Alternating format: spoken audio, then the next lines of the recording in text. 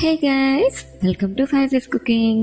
చాలా సింపుల్గా ఎండు రొయ్యలు టమాటా ఇంకా కంప్లీట్గా ఉడకనే లేదు, ఆకలేస్తుందంట. ఇష్టం అయితే అంతేనేమో కదా. పాన్ వేడి అయ్యాక 3 చిన్న గరిటెల నూనె వేసి కాస్త జీలకర్ర వేసి 2 మీడియం సైజు ఉల్లిపాయ ముక్కలు 3 పచ్చిమిర్చి చీలికలు వేసి ఇలా మీడియం ఫ్లేమ్లో 2 నిమిషాలు చక్కగా వేగనివ్వండి.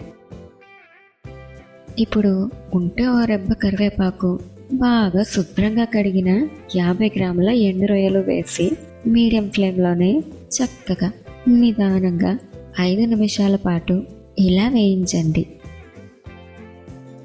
ఇప్పుడు ఇందులో అల్లం వెల్లుల్లి ముద్ద వేసి మరో నిమిషం వేయించండి. ఇప్పుడు మీ రుచికి సరిపడా ఉప్పు వేసి కలిపి పసుపు కూడా వేసి మరో నిమిషం వేయించండి.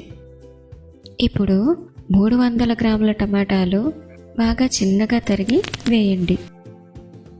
2 నిమిషాలు వేయిస్తే ఇలా వాటర్ వచ్చాక 1.5 స్పూన్ల కారం వేసి ఇలా చక్కగా కలిపి మూత పెట్టి స్టవ్ సిమ్లో పెట్టి 2-3 నిమిషాలు బాగా మగ్గనివ్వాలి.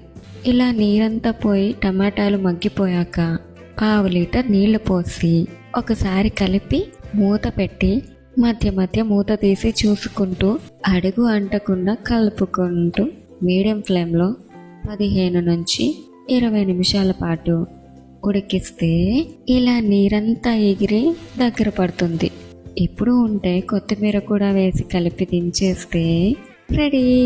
మరిన్ని నాన్ వెజ్ రుచుల కోసం సబ్స్క్రైబ్ చేసుకోండి ఫైజెస్ కుకింగ్.